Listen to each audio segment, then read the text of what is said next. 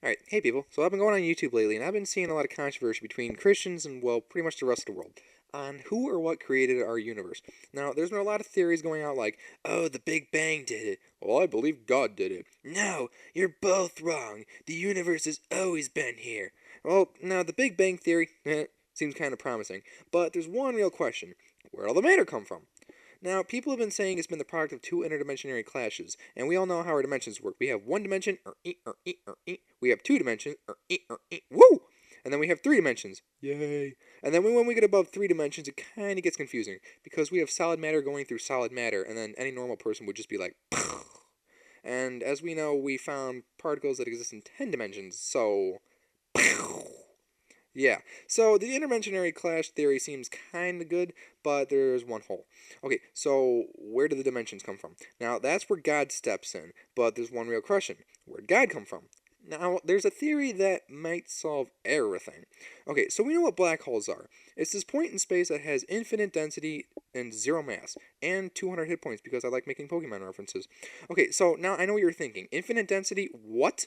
How does that work? Okay, so to explain that, I'm going to explain how a black hole is formed. Okay, so it starts out as this pretty little star. You know, it's all happy, it's got 5 points, except it doesn't look like that. It looks more like this. A little fiery inferno. Okay, so fire, burning, stuff collecting. Okay, so it's eating, and you know what happens with stuff when you eat? You get fat.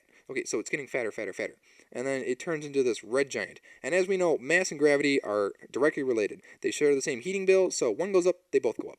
Okay, so the red giant eventually gets so massive that the gravity becomes so immense that it actually starts to implode on itself. And it either forms a white dwarf, which if I had enough of it, I could.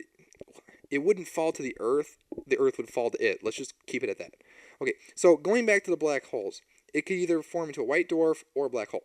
And, you know, black hole, we can consider that a dimension because all that matter is being compressed into nothing. So, where does it go?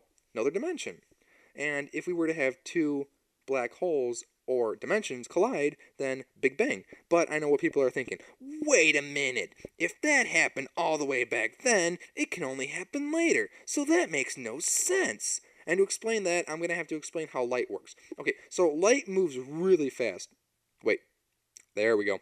Okay, so it moves really, really fast. 186,000 miles per second. And this really smart guy, Albert Einstein, kind of proved that if you go faster than light, you can go back in time. See, you can kind of see it like this, because if you can think of E as a beam of light, and if we're T, then we're ahead of light. So the arrow is reversed, so we're going back in time. Or you could think of it like this. When you're laying out at night looking at the stars thinking, oh, that's so pretty, you could think a lot of those stars are actually dead. It's just taking that long for the light to reach us. So you're looking at light from a star that doesn't exist anymore. So you're technically looking back in time. Okay, so if we were to have two black holes collide, that would create such a cataclysmic explosion that the explosion would go out faster than the speed of light, much faster than the speed of light, which means that that explosion would be happening in the past. So that explosion would cause more galaxies, more universes, more stars, which would form more black holes, which would make this a cycle, bringing us right back to the start.